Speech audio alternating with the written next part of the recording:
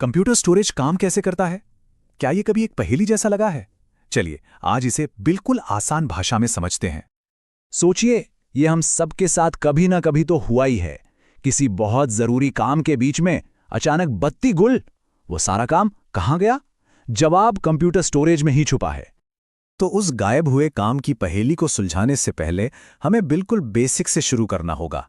तो सबसे पहले ये समझते हैं कि कंप्यूटर स्टोरेज आखिर है क्या। इसे अपने कंप्यूटर की एक डिजिटल अलमारी की तरह समझिए।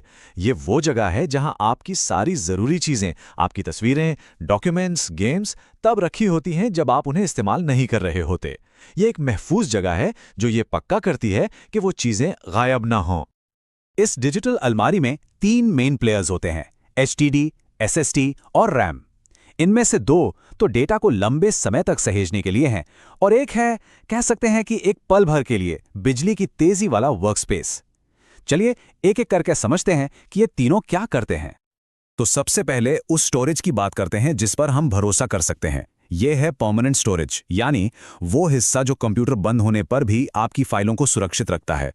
और यहीं पर सीन में आते हैं एचडीडी और एसएसडी। और यही परमानेंट स्टोरेज की सबसे जरूरी खूबी है।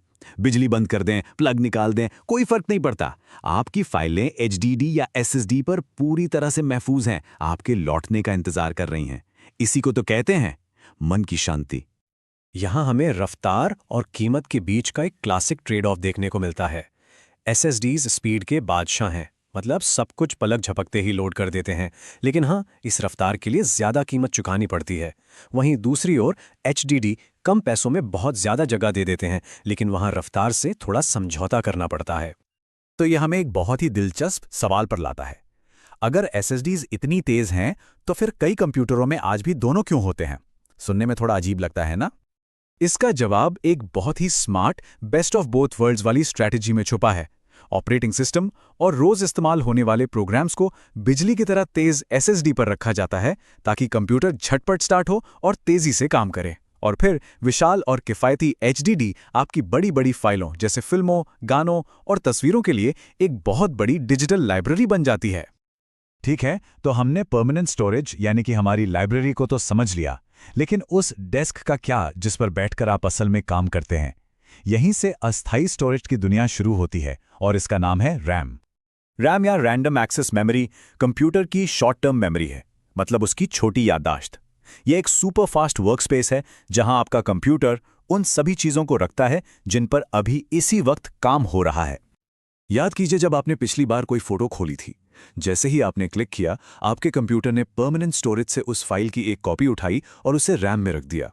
रैम में इतनी तेजी से लोड होने की वजह से ही आप उस फाइल को तुरंत देख पाते हैं और उस पर काम कर पाते हैं।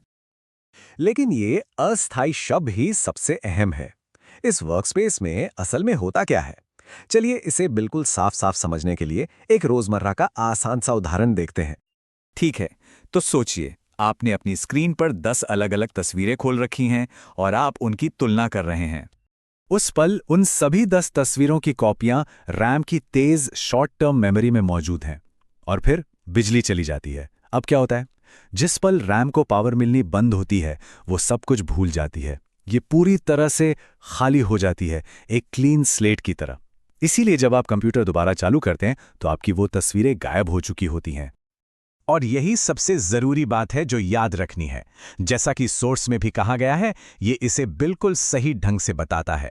जैसे ही बिजली जाती है, रैम से सारा डेटा अपने आप डिलीट हो जाता है।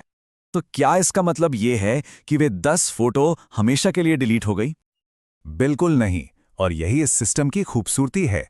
आपकी असली फाइलें यानी कि मास्टर कॉपियां अभी भी आपकी परमानेंट स्टोरेज की लाइब्रेरी यानी एचडीडी या एसएसडी पर पूरी तरह से महफूज हैं।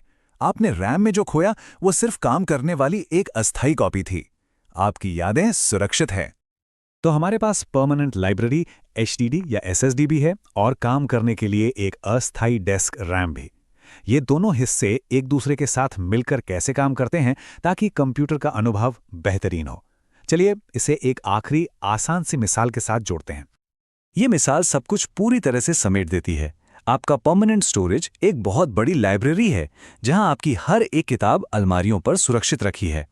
जब आप कोई किताब पढ़ना चाहते हैं तो आप गलियारे में खड़े होकर तो नहीं पढ़ते हैं ना, है ना? आप उसे अपनी डेस्क पर ले जाते हैं और वो डेस्क ही आपकी रैम है। ये आपका काम करने का एरिया है। और ये हमें उस आखिरी सवाल पर लाता है जो कंप्यूटर खरीदते समय अक्सर उठता है। ज्यादा स्टोरेज स्पेस को प्राथमिकता देनी चाहिए या ज्यादा रैम को? सच तो यह है कि ये इस बात पर निर्भर करता है कि काम क्या है। क्या कोई एक वीडियो एडिटर है जिसे एक विशाल लाइब्रेरी की जरूरत है, तो स्टोरेज को प्राथमिकता देनी चाहिए।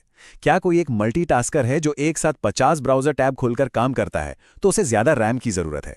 ये एक संतुलन बनाने वाला काम है और अब हमें पता है कि अपने लिए सही चुनाव कैसे करना है।